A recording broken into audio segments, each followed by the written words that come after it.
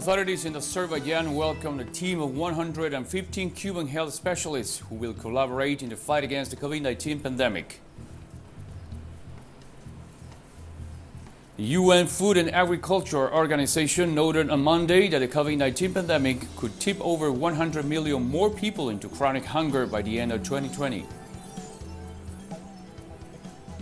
The Algerian Foreign Minister undertook a working visit to Tunisia this Monday to address the situation in neighboring Libya. Hello, today is Tuesday, July 14, from the headquarters of Telesur English in Havana, Cuba. This is From the South. I'm Ernesto Dominguez.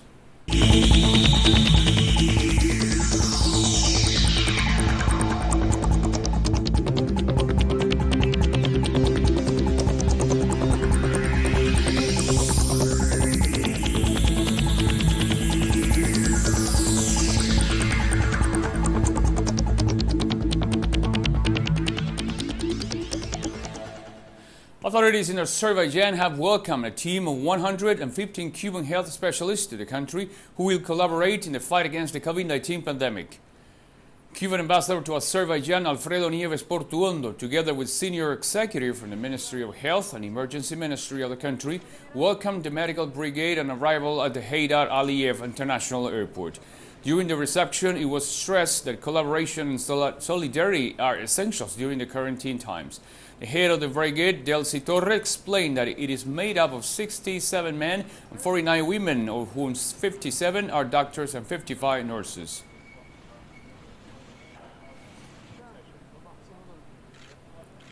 Venezuelan Vice President Delcy Rodriguez provided an update on COVID-19 figures this Monday. The Vice President reported 193 new locally transmitted cases and 49 imported cases in the last 24 hours. Rodriguez also informed that the total number of cases in the capital district now stands at over 800, while in Miranda State, over 550 cases have been confirmed, representing the two main hotspots of the outbreak. The deaths of 4 COVID-19 patients were also reported in the last 24 hours. Venezuela now has 6,943 active coronavirus cases.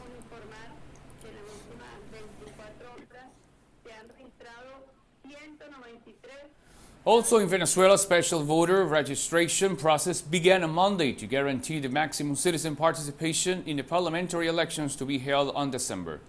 The process will be extended until July 26th, while 551 registration points have been activated across the country under strict health measures due to the COVID-19 pandemic. During the next 2 weeks, Venezuelan voters will be able to register or update their personal information, such as changing their address and polling station. More than 1,100 electoral agents will be on hand to assist voters between 8 a.m. and 1 p.m. every day.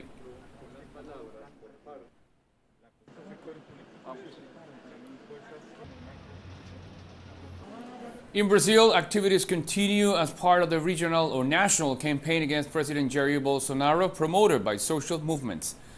Several popular fronts have denounced the mishandling by the Bolsonaro administration of the health crisis sparked by the COVID-19 pandemic, which has already claimed almost 73,000 lives in Brazil.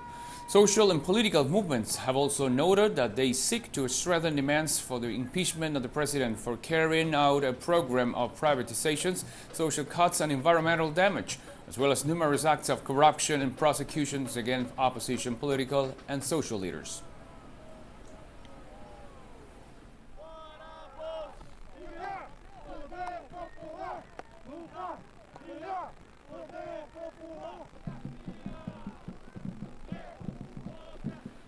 Colombia is facing a critical situation due to the rapid spread of the novel coronavirus.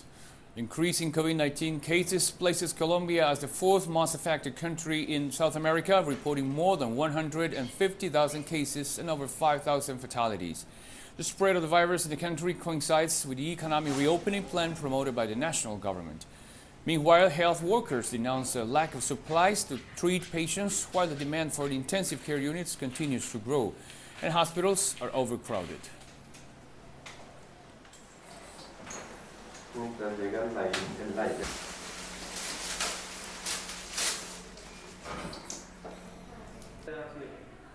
Mexico has just reported almost 300,000 COVID-19 cases after reporting almost 4,500 new cases on Monday.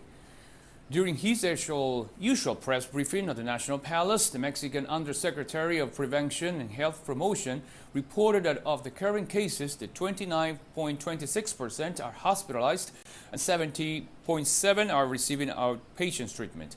He also noted that more than 184,000 patients have recovered from the virus, which he said was very encouraging. Meanwhile, the COVID-19 death toll stands at over 35,000. The doctor called on the population to continue to follow guidelines to curb the spread of the virus.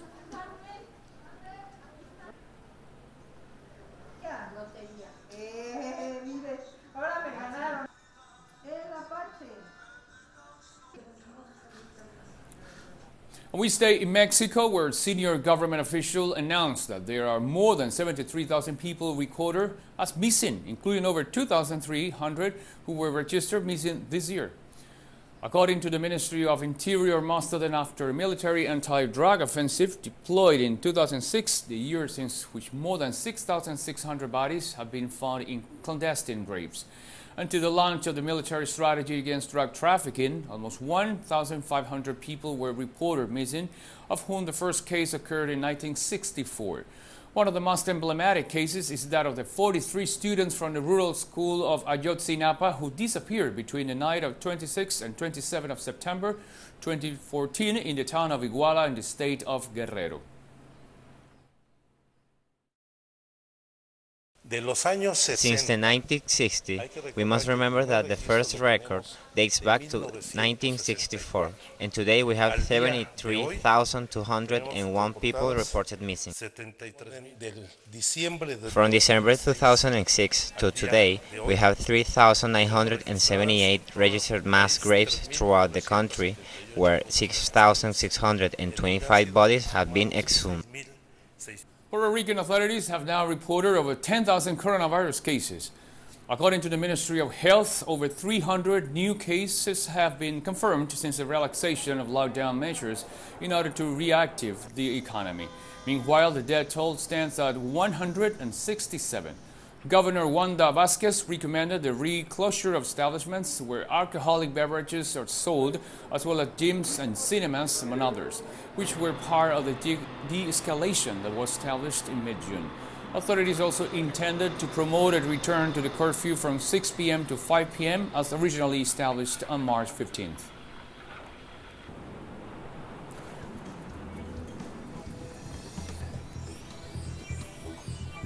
We will be back right after the break. Don't go away.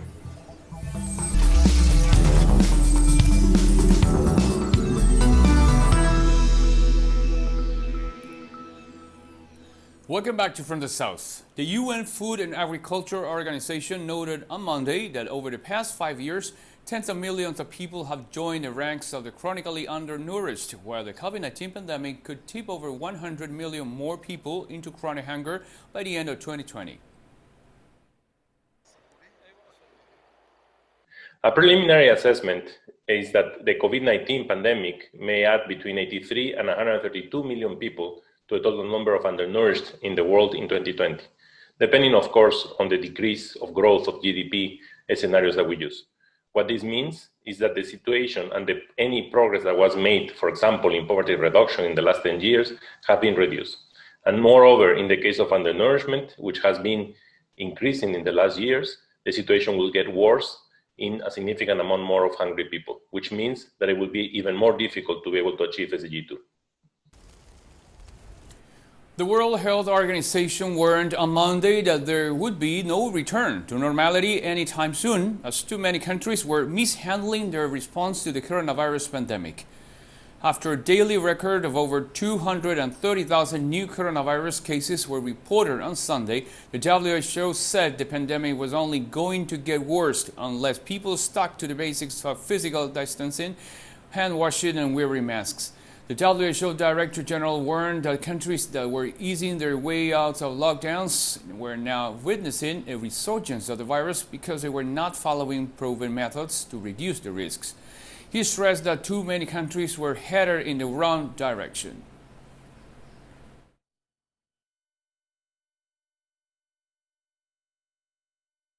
Yesterday, 230,000 cases of COVID-19 were reported to WHO. Almost 80% of those cases were reported from just 10 countries, and 50% come from just 2 countries. Although the number of daily deaths remains relatively stable, there is a lot to be concerned about. All countries are at risk of the virus, as you know. I want to be straight with you. There will be no return to the old normal for the foreseeable future. I repeat, there will be no return to the old normal for the foreseeable future. But there is a roadmap to a situation where we can control the disease and get on with our lives. As the U.S. faces an alarming spike in coronavirus cases, White House Press Secretary Kayleigh McEnany assured reporters U.S. is going to very well. When you compare us to other countries, we have the most testing in the world. When you compare us to other countries on case fatality rate, other industrialized nations, we're very low and beating most countries, if not all, in Europe. So we're doing a lot on the world stage, a lot right. Noted that we were supposed to have a ventilator shortage, and as it turned out, the U.S. actually sent ventilators all around the world. So the U.S. response has been historic, and by several metrics, including the 3 I just mentioned, we're beating the rest of the world. Meanwhile, Dr. Anthony Fauci, director of the National Institute of Allergy and Diseases, says the United States is in a resurgence of new coronavirus cases, with daily cases nearly double the country's previously high baseline. Infection rates have been rising in the south and west of the country. We have peaked at a high level and stayed at about 20,000 cases per day for months until just recently, about a couple of weeks ago, when we tried to start opening in certain of the states, and as the senator said very appropriately, sometimes a bit too soon, sometimes jumping over some of the checkpoints, we now have a resurgence where we've gone up as high as 57,000 cases, which is almost double what it was at our so-called high baseline.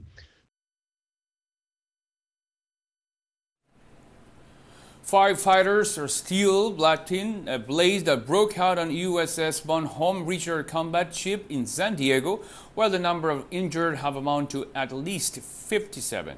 A top Navy official revealed that the fire suppression system was inoperable when the blaze erupted where the ship was docked in San Diego Bay.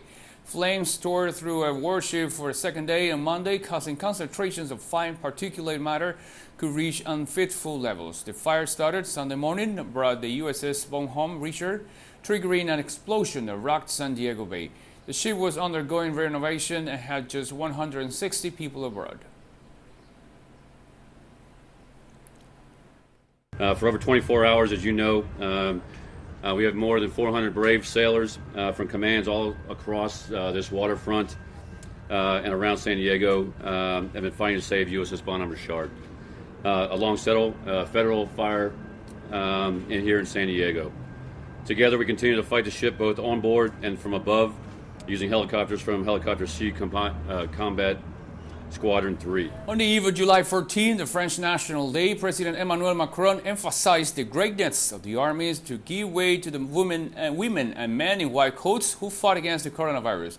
The 2020 edition of the national holiday in a reduced COVID-19 format will be dedicated to the units mobilized during the health crisis. But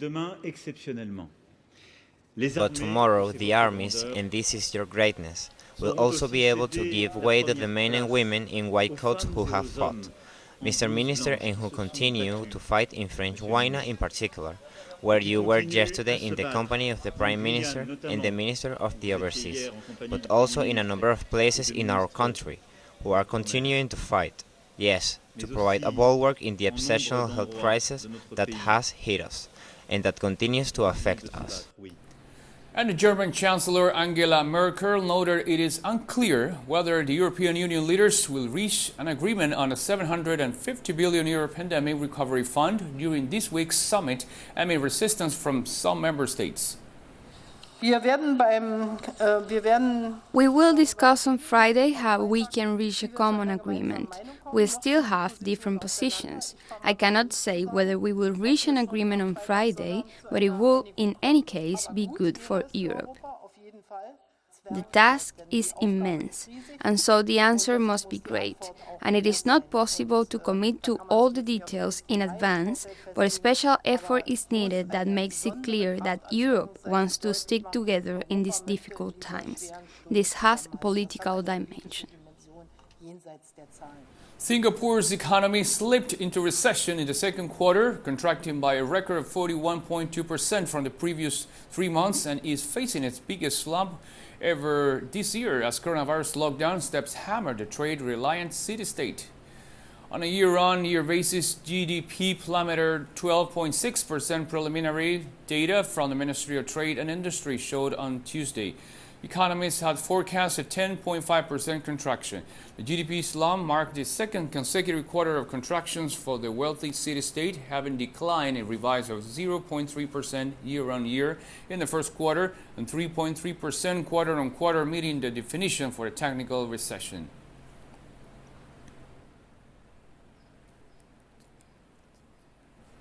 In Bulgaria, demonstrators took to the streets for the fifth day in a row on Monday to protest against corruption and demand the resignation of the Prime Minister and the Prosecutor General. Over 3,000 protesters gathered outside the government headquarters in Sofia, denouncing Prime Minister Boyko Borisov and Prosecutor General Ivan Geshev's alleged links to corruption and criminal groups. The demonstrations broke out after the Prosecutor General ordered the detention of the Legal Affairs and Anti-Corruption Secretary, together with the Security and Defense Advisor, as part of two separate probes into influence peddling and disclosure of state secrets. Meanwhile, Bulgarian President Rumen Radev has urged the two officials to step down, while the socialist opposition in parliament noted it would promote a no-confidence vote against the cabinet on Wednesday.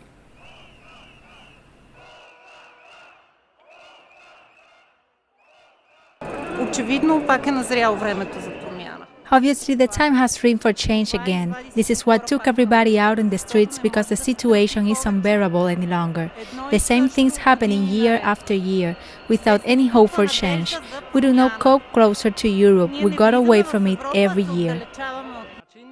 Before the eyes of all normal, conscientious people, there is this plunder, this disastrously enormous mafia and corruption-related line running through governance. There is something deeply wrong when we consider the question of good governance. In Bulgaria, there has been no such a thing during 3 consecutive terms in office. Up till now, any such strict protest has ended with the resignation of the government. In any case, a resignation will calm down the tensions and offer a chance to return to normality. And we have more stories coming up after this final short break, so stay with us for more. Welcome back to From the South. The Algerian Foreign Minister Sabri Boukhadoum undertook a working visit to Tunisia this Monday to address the situation in neighboring Libya. We are examining operational proposals that will lead to a genuine dialogue with the major role for Tunisia and Algeria in this matter. The common will, Algerian and Tunisian, is good. We do not have all interests, economic or views on Libyan wealth. We want security, stability, and respect for Libyan unity, territorial unity, and unity of decision-making. The essential thing is to achieve real Arab solidarity. This will make it possible to deal with the issues that bind us in the Arab house. You know, today all records are dealt with outside the Arab house. This is not acceptable. Iran's supreme leader Ayatollah Ali Khamenei stressed the country's capability of overcoming its economic difficulties, noting that even Iran's enemies admit sanctions and pressure have ended in failure. The statement was released during a video conference on Sunday with the chairman, representatives, and a group of staff members of the Iranian parliament. Khamenei called on the parliament to attend to the main issues facing the country, such as unemployment, the monetary and financial system, and advancing in economic independence from oil.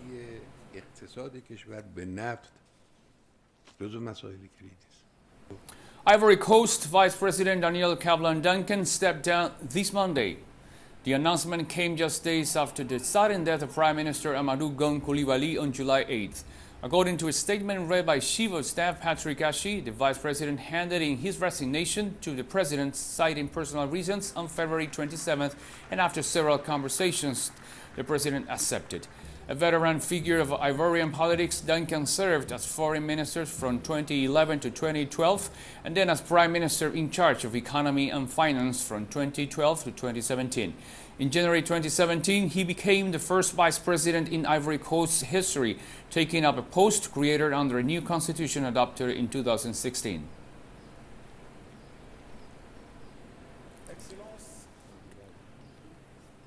Kenyan authorities offered a report on COVID-19 figures on Monday, noting the highest number of fatalities in a single day since the outbreak of the pandemic.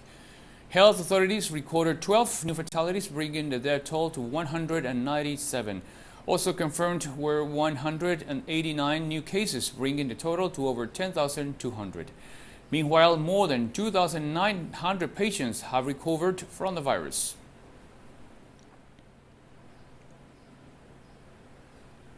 And Kenyan authorities have also urged private labs to lower the prices of COVID-19 tests.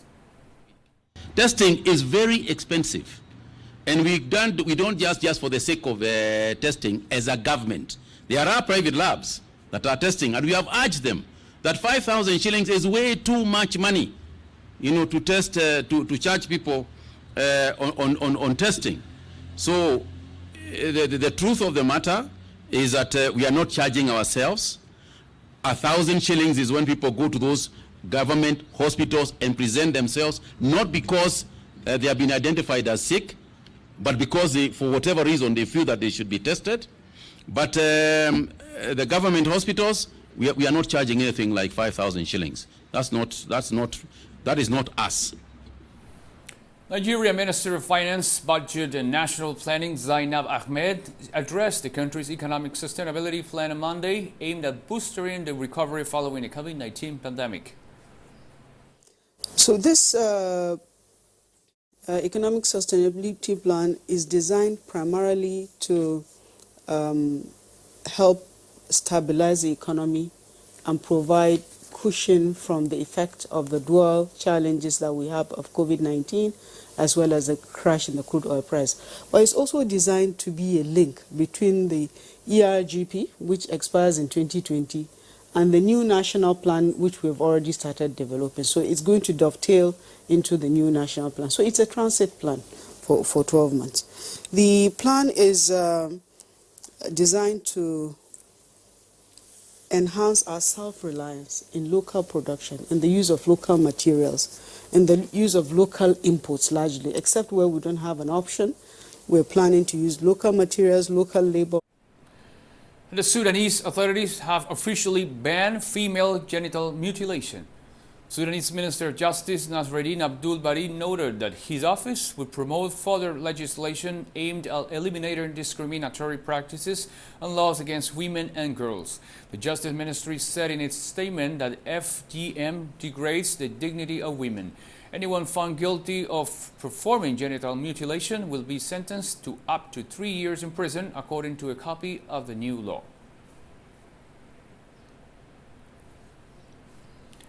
Health authorities in Oman reported more than 2,000 new COVID-19 cases on Monday, representing the largest single-day surge since the beginning of the outbreak in the country.